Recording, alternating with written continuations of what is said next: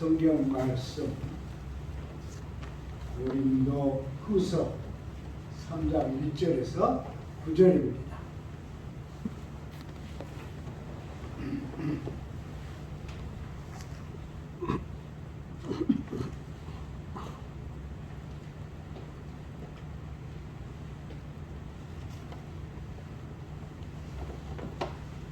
우리가 다시 자천하기를 시작하겠느냐?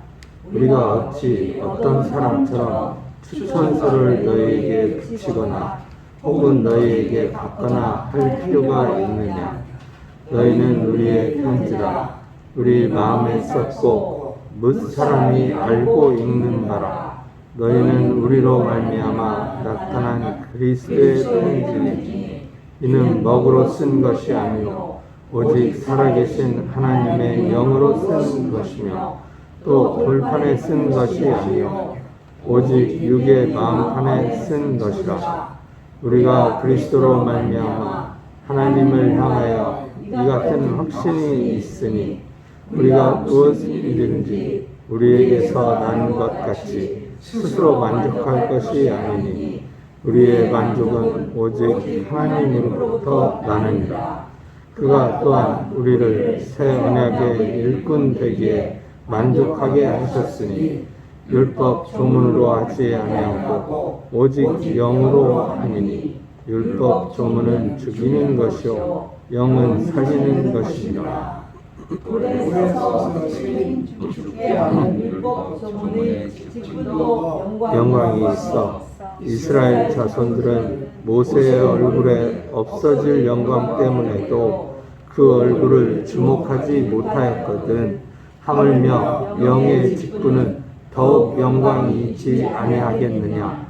정죄의 직분도 영광이 있은즉 의의 직분은 영광이 더욱 넘치리라. 아멘.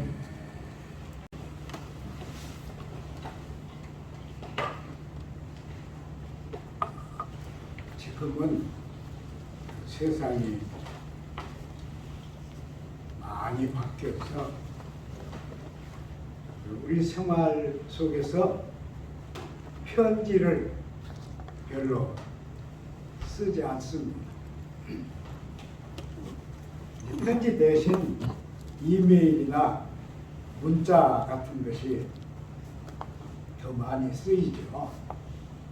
그러나 우리 인류가 문자를 사용하기 시작한 이래로 우리 인류의 소통에는 항상 편지가 있었습니다.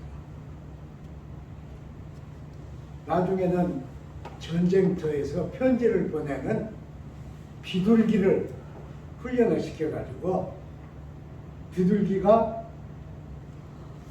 정보를 전달하는 그런 일까지 생겨났습니다. 그 위대한 작가들이 쓴 책에 보면은 그 작가들이 개인들에게 보내고 개인에게서 받은 편지들은 그 작품 속에 혹은 작품 뒤에 모아서 실어 놨습니다. 그 작품들은 작가들이 앉아서 의도적으로 쭉 쓴 내용이지만은 이 편지들은 개인에게 주고받은 것이기 때문에 이 저자들의 진짜 깊은 그런 그 사상들은 편지에도 잘 나타나 있습니다. 근데 일생 동안 글을 하나도 쓰지 않은 분은 예수님입니다. 예수님은 글을 하나도 쓰시지 않았어요. 어떤 사람은 예수님이 글을 남기셨다면 이 세상에 있는 글들 중에 최고의 글이 되었을 것이다. 이렇게 얘기를 하는데요. 사실은 예수님이 글을 하나도 안 쓰셨기 때문에 그 후의 역사 속에서 예수님 제자들이 신학을 할 수가 있어요. 신학적인 저작을 할 수가 있었습니다. 그러니까 예수님이 글을 안 쓰신 것이 우리에게는 정말 좋은 일이죠. 그런데 이 바울은 고린도 후서를 쓰면서 너희가 그리스도의 편지다 그렇게 했습니다.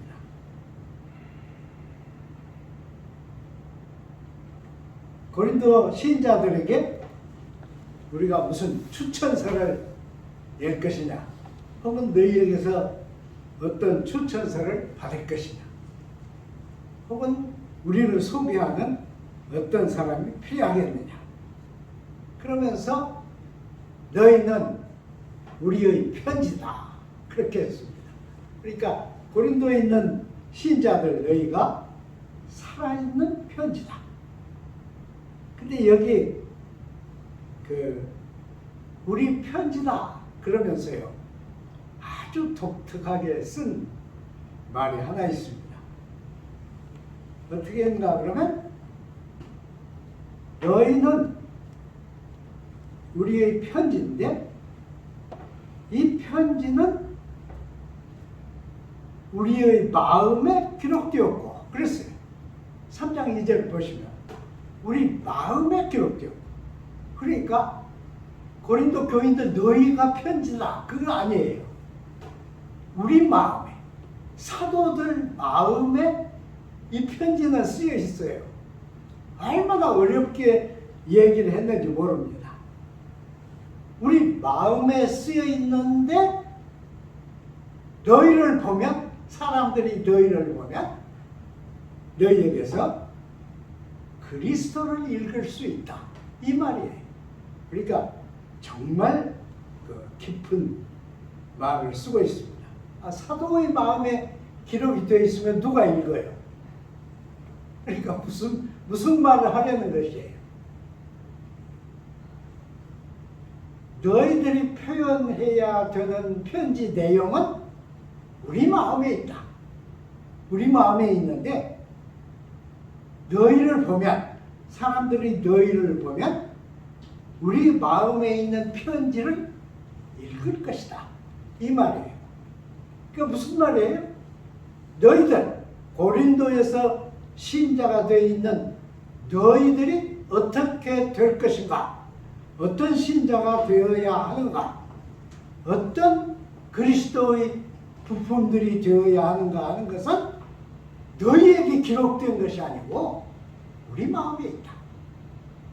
그러니까 사도의 마음속에 고린도 교인들의 형상이, 고린도 교인들의 삶이, 고린도 교인들의 변화가 기록이 되어 있는 것입니다.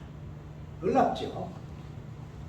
그러니까 이 말씀은 정말 깊게 생각하고 썼는데, 사도의 마음하고 고린도에 있는 그리스도인들하고 마음하고 마음이 하나가 안 되면 아무도 못 읽습니다. 아무리 사도에게 있어도, 사도 마음속에 글이 새겨져 있어도 그들은 읽지 못합니다. 이렇게 썼어요. 그러니까 참 저는 항상 이 부분은 아주 쉬운 부분이다 이렇게 생각했는데, 충분히 성경을 연구를 하면 엄청 놀랍게 썼습니다. 쉬운 말이 아니에요. 결코 쉬운 얘기가 아닙니다.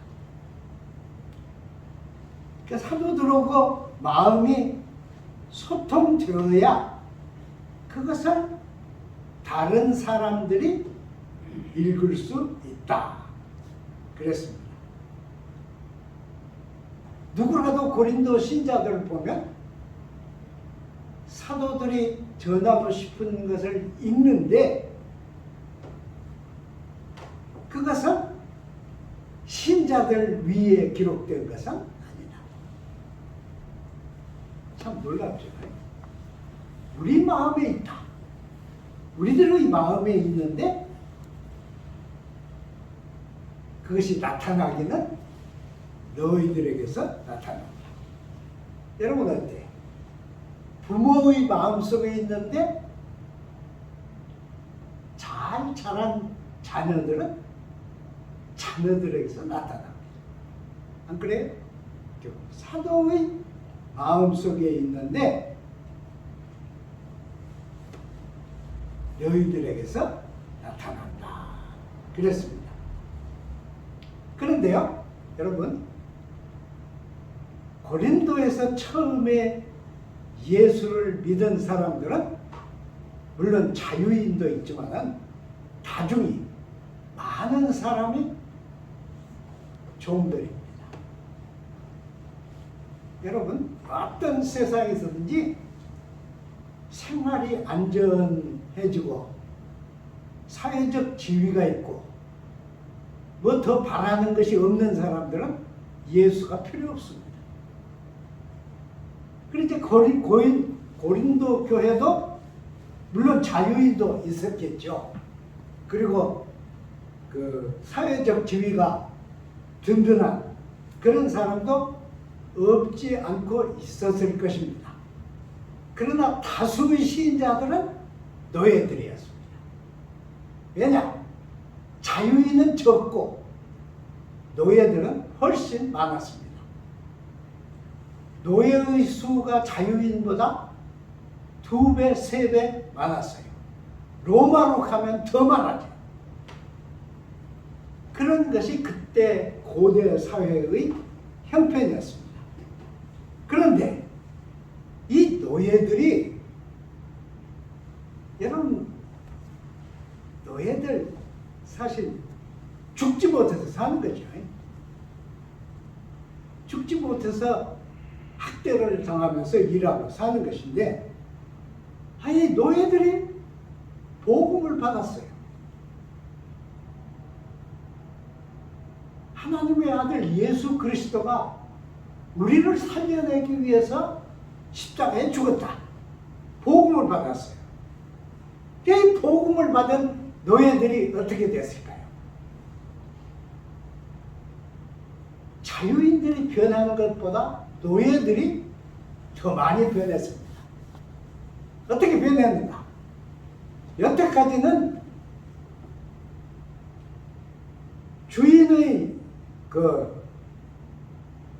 주인의 눈치, 주인의 명령, 그리고 주인의 힘에 의해서 어쩔 수 없이 일들을 했어요.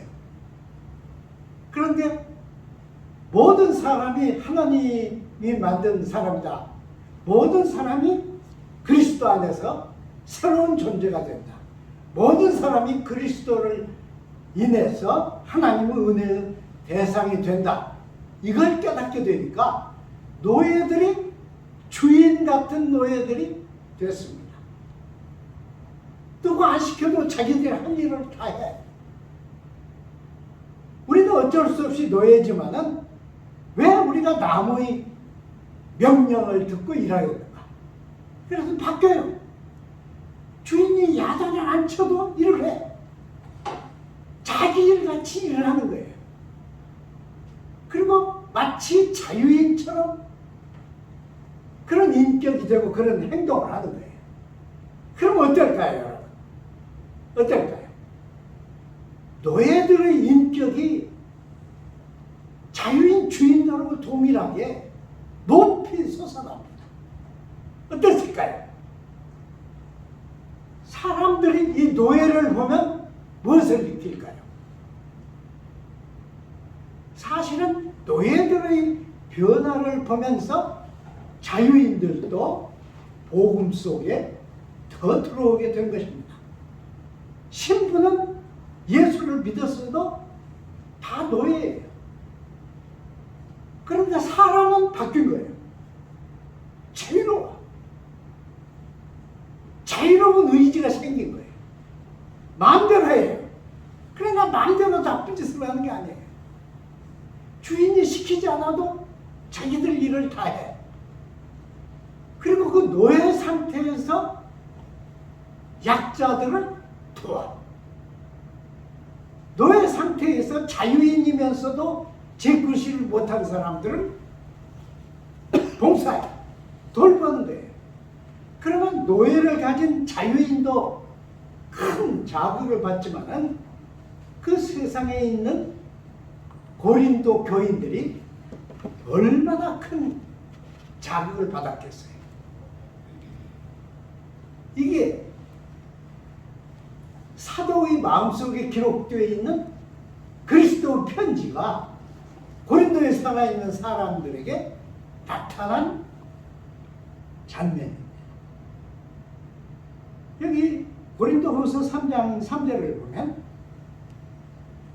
너희는 우리로 말미암아 나타난 그리스도의 편지니 이는 먹으로 쓴 것이 아니오.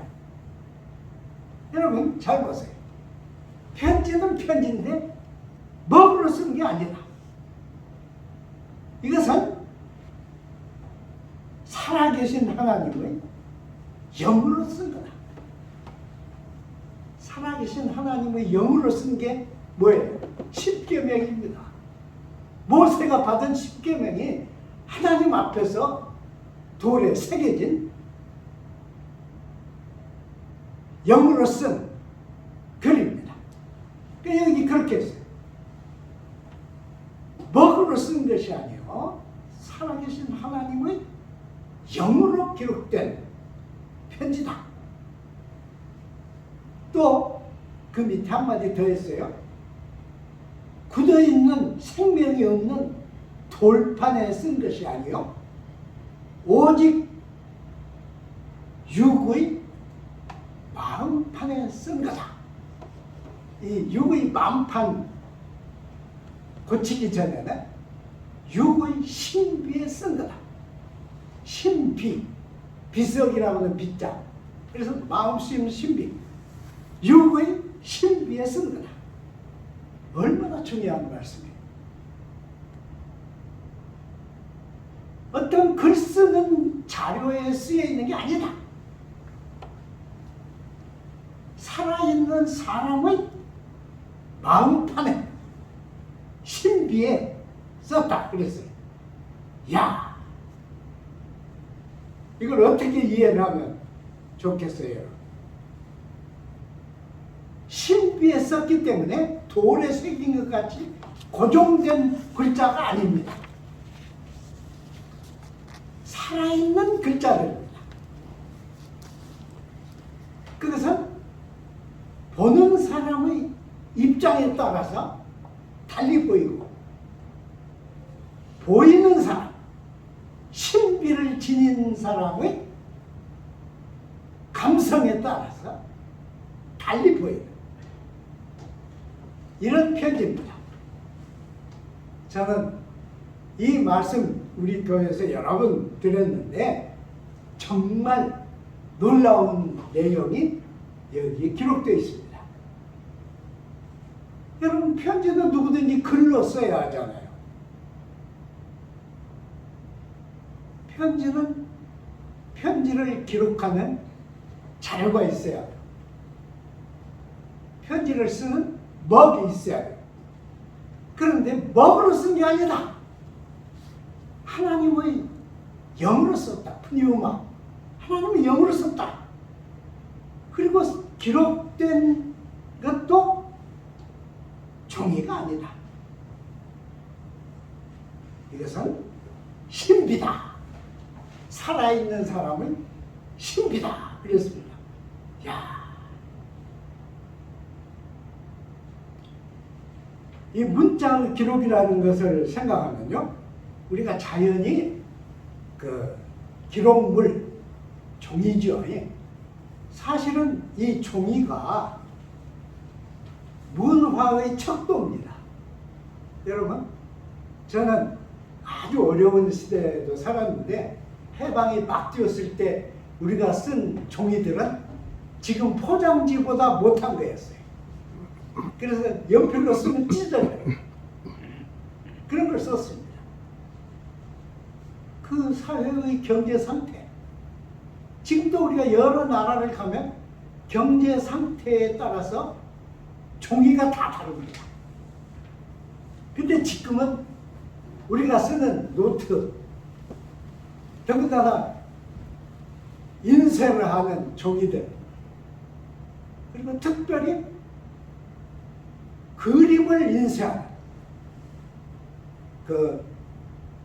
명화나 혹은 우리나라의 그 고전 그림들을 인쇄하기 위해서는 특별한 종이가 쓰입니다.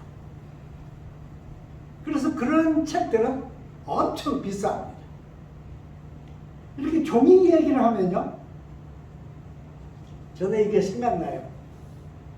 종이는 전부 이집트에서 났습니다. 그리고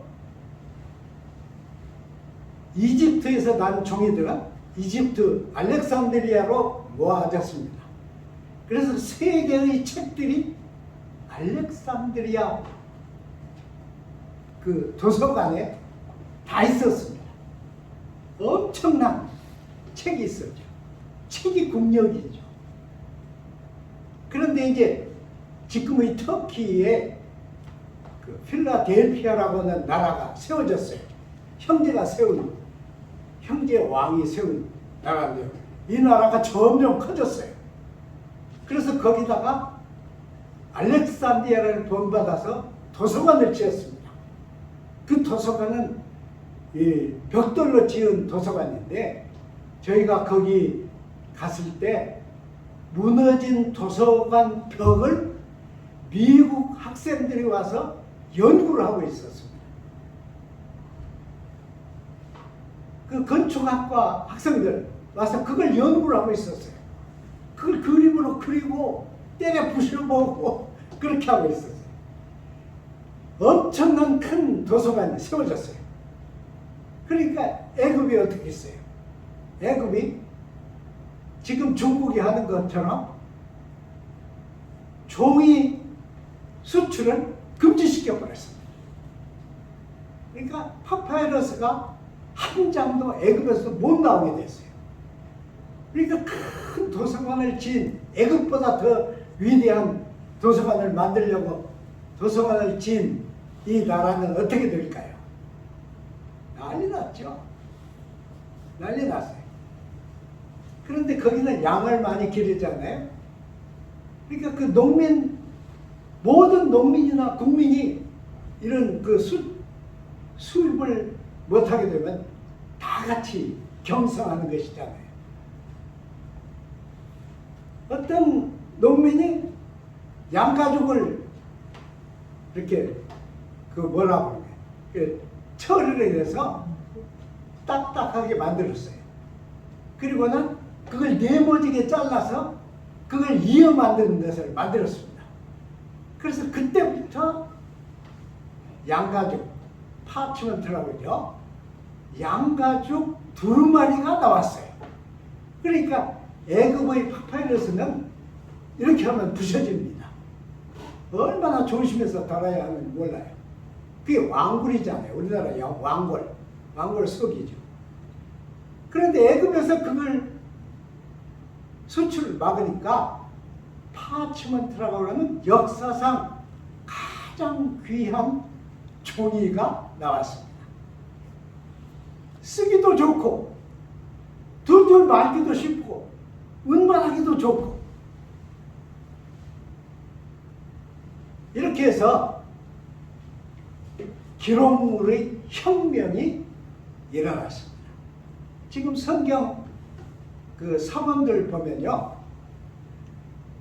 파치먼트로 된 사본은 유리관 속에 들어있습니다. 공기가 들어가면 다 헐어지잖아요. 그래서 유리관 속에 그 진공 상태로 해놓고 볼 사람은 그 유리를 통해서 보게 만들어 놨어요. 근데 파치먼트는 수백 년, 수천 년이 지나갔어도 아직 안전합니다. 그러니까 기막히죠. 엄청난 기막힌 일입니다. 그러니까 이 바울이 고린도 교회에 쓴 이 말은 너희들은 파치먼트도 아니고 너희들은 파파이러스도 아니다. 이 얘기예요. 그럼 뭐예요? 마음의 비입니다. 마음의 비. 그래서 여기다가 이렇게 썼는데요. 그 원래의 그 단어로는 박심, 카르디아이스, 사르키나이스 그랬어요. 사르키가 몸이잖아요. 카르디아가 가슴이잖아요. 카르디아. 그래서 몸의 사르키나이스의 가슴의 비에 새겼다는 거예요. 가슴에 새겼어요. 그러니까 이 육의 신비라고 하는 게 정말 신비로운 말입니다. 왜냐? 파파이러스나 파치먼트는 만들어서 쓰기 시작하면 그대로 있는 거예요. 항상. 육의 신비는 어때요? 변합니다. 매 순간순간 변합니다. 바뀌어요. 그래서 이 육이, 우리의 몸이 고통을 겪으면 신비도 바뀝니다. 그래서 살아남기 위해서 우리가 항상 투쟁을 하는데 이 생존의 투쟁에서 눈물을 흘려야 할 카르디아는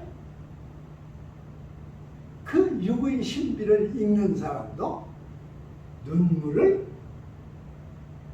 보고 깨닫고 느끼게 만듭니다. 만일 이 신비를 지닌 육이 승승장구해서 많은 그 승리와 성공을 경험했다면 그 카르디아에 기록된 편지도 기쁨과 영광과 승리감을 줄 것입니다. 그러니까 육의 신비라고 하는 건 아주 깊은 의미가 있는 거예요. 여러분 그러지 않아요? 똑같은 전화도 화가 나가지고 막 있을 때는 어떻게 말을 해야 돼요? 화가 나 있는 거 누르고 히히하하 할 수 없잖아요. 여러분 만일 그 맹사였대 괴로움과 그런 것이 가득 차 있다면 거기 기록되어 있는 편지를 읽는 사람은 괴로움과 아픔을 읽을 것입니다. 다시 우리가 고린도 교회의 그 종들의 입장으로 돌아가면 종들이 과거에는 다 괴롭고 어려운 사람들이었지만 복음이 들어와서 자유인이 되니까 계급은 종이지만은 인격은 자유롭게 되니까 그들이 어떻겠어요? 그들이 얼마나 찬송을 했으면 그 찬송 속에 그 방언이 쏟아졌겠어요. 한번 생각해 보세요. 그냥 우리가 생각한 것처럼 방언해야겠다. 그래서 나온 게 아닙니다. 그들이 가슴 속에서 하나님을 향한 찬양과 감사와 영광이 넘치고 넘치니까 그래서 방언이 나와요. 이들은 그 방언이 하나님이 주신 다른 언어라고 생각하게 되었습니다. 놀랍죠? 육의 신비에 기록한 편지다. 이건 깊은 의미가 있습니다. 우리들이 다 육의 신비에 복음을 기록한 사람들입니다. 우리가 다 그래요. 3장 5절에서 6절을 보면 우리가 무슨 일이든지 우리에게서 난 것 같이 스스로 만족할 것이 아니니 우리의 만족은 오직 하나님으로부터 나타나느니라. 그랬어요. 왜 이 귀한 신비 얘기를 하다가 여기 와서는 스스로 만족할 것이 아니라 그랬겠어요. 신비에 기록된 것이지만은 네 자신에게서 나온 글이 아니다. 그 말이에요. 네 자신의 생활이나 네 자신의 인격이나 네 자신의 무엇을 기록한 것이 아니다. 그리고요, 여러분, 스스로 만족하면 그게 뭐예요? 자만. 자만이 더 발전하면 오만. 오만은 신앙 속에서 그리스도의 십자가의 적입니다. 목사가 오만하면 그 목사가 말하는 모든 얘기는 오만에 속하는 것입니다.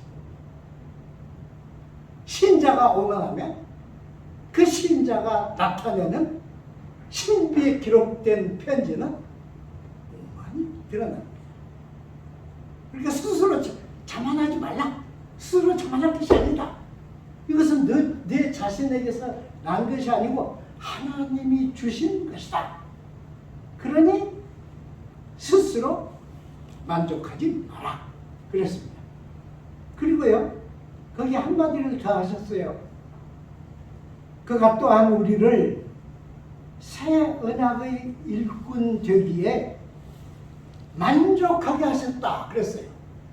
너희 스스로 만족하지 마라. 그러나 하나님이 우리를 일꾼 되게 하시는데 만족하게 여기셨다. 그 뜻이에요. 만족하게 여기셨다.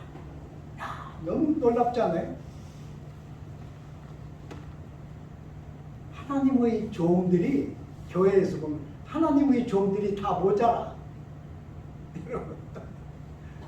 하나님의 종들이 완벽한 종은 하나도 없어요. 다 모자라요. 그래서 어떤 목사님은 몇 달 전에 한 설교를 몇 달 후에 확 뒤집어서 정반대의 설교를 해요. 그러면 교인 가운데 그것을 막 속기로 기록한 교인들이 있어. 그래가지고 이제 그 교인이 목사님에게 말해. 그때 말한 하나님의 말씀은 이쪽이요? 그러면 오늘 말씀하신 하나님의 말씀은 이쪽입니까? 이렇게 말하면 어디로 가요? 살자리로 가죠. 사실은 스스로 만족하는 게 큰 일이죠. 그런데 하나님은 우리를 일꾼 삼으시면서 우리를, 이 보잘것없는 우리를 하나님이 만족하게 여기셨다 그랬습니다. 이건 놀라운 일이에요. 놀라운 일이에요. 제가 이런 얘기를 하나 할게요. 이제 제가 늙으니까 목사님들 만나는 수가 줄어들어요. 그래서 만나는 사람 또 만나고 만나는 사람 또 만나고 한 사람은 만나면 손녀 자랑이에요. 근데 그 손녀도 자기 아들의 손녀가 아니라 딸의 손녀예요. 성이 다르잖아요. 근데 자랑해요. 처음에는 저도 목사니까 그래요. 아이고 훌륭하네. 아이고 막 대단하다고 맞장구를 쳤는데 네 번째 들을 때는 그 손녀가 누구 손녀야? 아들 손녀야? 딸 손녀야? 딸 손녀야. 그러면 남의 집 식구네? 그랬죠. 제가 그 목사님 나쁘게 얘기하려고 한 거 아니고 할아버지는 손녀가 만족스러워. 그럼 안 그래요? 손녀가 조그만해가지고 그 초콜릿을 먹는데 여기다 막 다 문질러. 그러면 할아버지는 사진 찍어. 그래서 만족하게 여겨. 이겁니다. 하나님이 우리를 그리스도의 편지로 이렇게 하셔서 일꾼을 삼으셨는데 이 보잘것없는 일꾼을 일꾼 삼으신 것을 만족하게 여기셨다. 이게 참 이래야 우리가 이 목사를 할 수 있죠. 야, 내 어리석지만은 그래도 만족하게 하실까? 이럴 수 있잖아요. 하나님이 우리를 외손녀 보듯이 보시겠지? 만족하게 여기시겠지?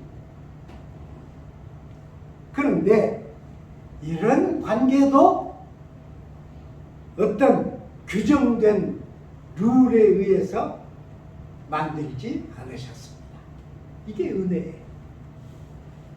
하나님의 은혜 속에 우리 같은 인간들이 그럼에도 불구하고 하나님의 일꾼 된 것을 하나님은 만족하게 여기셨다. 야, 만족하게 여기셨다. 그러면서 이렇게 했습니다. 굳어진 돌판에 새긴 계명을 받은 모세도 얼굴에서 빛이 나서 그 영광이 놀라워 얼굴에서 빛이 나서 사람들이 볼 수 없었거든. 하물며 은혜의 새 언약을 맡은 너희들은 어떠하겠느냐. 그래서 하나님이 인간적으로 보면 다 모자라지요. 다 모자라. 인간적으로 보면 모자라고 부족한 인간들을 일꾼들로 뽑으시면서 오히려 만족하게 여기셨다. 여러분 놀랍죠? 여러분 교회에서 받은 직분들 아주 존귀한 겁니다. 하나님이 만족하게 여기셨다면 우리는 정말 그 이상 어떤 것도 더 요구할 수가 없죠. 자, 이제 질문이에요. 나는 어떤 편지인가? 내 신비에 기록된 편지들은 어떤 편지인가? 하나님의 편지인가? 그리스도의 편지인가? 세상의 편지인가? 내 자신의 지식의 편지인가? 내 감정의 편지인가?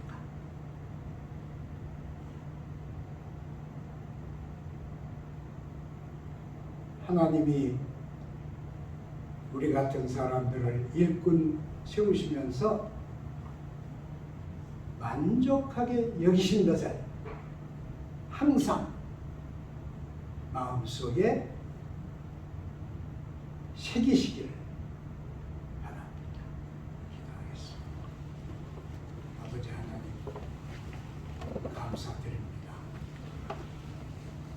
우리가 정말 약합니다. 우리는 아무것도 아닙니다. 그렇지만 하나님이 우리에게 이 말씀을 깊이 새겨서 듣게 하셨습니다.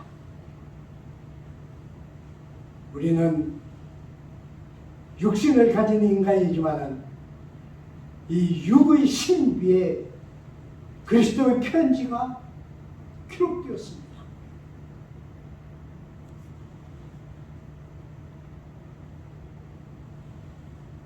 그리스도의 편지를 모든 사람들이 제대로 잘 읽을 수 있게 하나님이 우리를 뽑으신 그 은혜를 항상 증폭하여 주옵소서. 예수님 이름으로 기도드립니다. 아멘.